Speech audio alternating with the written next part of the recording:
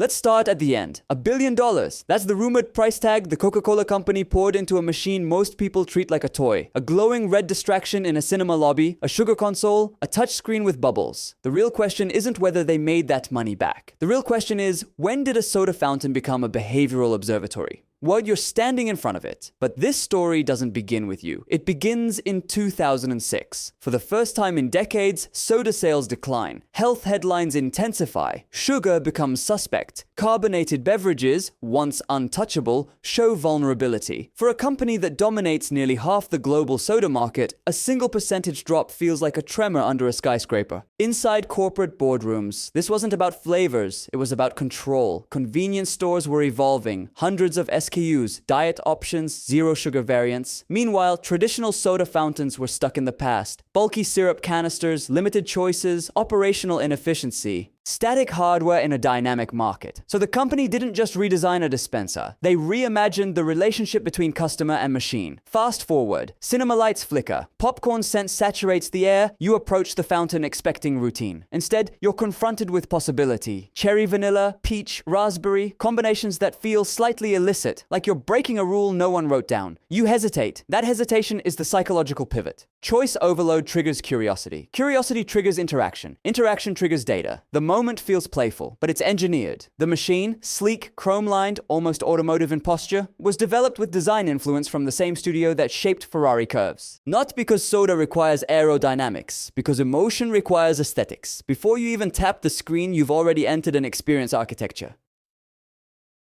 Here's what most people don't realize. The fun part amidst the flavor explosion is only the surface layer. Behind the glass sits a networked system, each machine connected to centralized backend infrastructure. Every pour logged, time-stamped, categorized, transmitted, more than 50,000 units worldwide, billions of drinks annually. Every flavor combination is a vote, every refill cycle is a signal. The machine doesn't ask you what you prefer, it watches what you repeat, and repetition is more honest than surveys.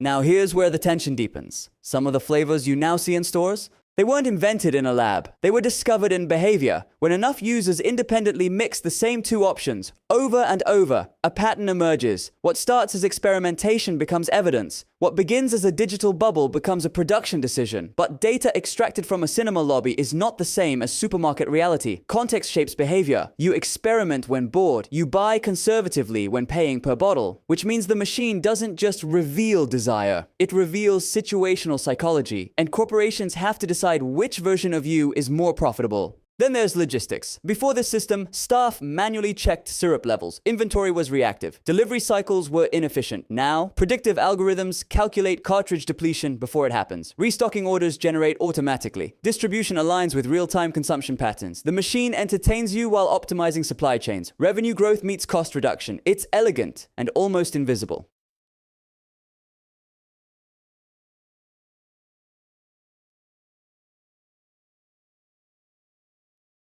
But there's another layer, the one people whisper about, a small black dot, a future capability, facial analysis. The company once explored integrating motion sensing and demographic estimation into certain models. The idea? Capture reactions, map emotional responses to flavor choices. A smile becomes insight, a grimace becomes data. In some regions, privacy regulations would likely block such deployment. In others, public space facial analytics are increasingly normalized. A reference to such a project briefly surfaced online, then vanished. Officially, it was tested only in lab environments.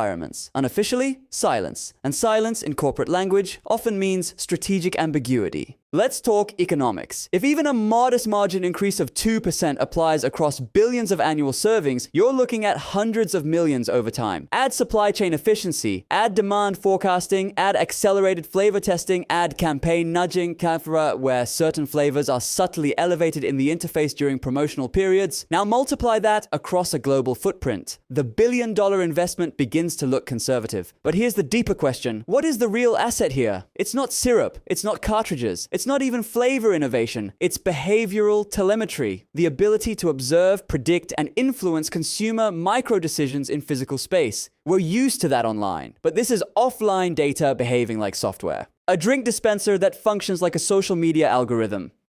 And here you are, cup in hand. You choose Sprite Cherry, a flavor you didn't know existed 5 minutes ago. You think you discovered it, but statistically, it discovered you first. Because the interface likely elevated it. Because thousands before you reinforced it. Because predictive systems understand novelty curves better than you understand your own impulses. You sip. It tastes slightly different than bottled versions. Mixed on demand, components separated until the moment of pour. Precision dosing, medical grade inspiration. Even the taste reminds you, this isn't traditional. This is modular consumption. The movie will start soon. You'll sit in the dark, drink in hand, unaware that your minor decision just joined a global dataset. You weren't logged in. You didn't sign up. You just tapped a screen. That's the genius. It doesn't feel like surveillance. It feels like play. So here's the unresolved tension. When companies transform everyday objects into intelligent systems that observe and adapt to us, and we willingly engage because it's entertaining, are we still customers, or have we quietly become collaborators in our own behavioral mapping?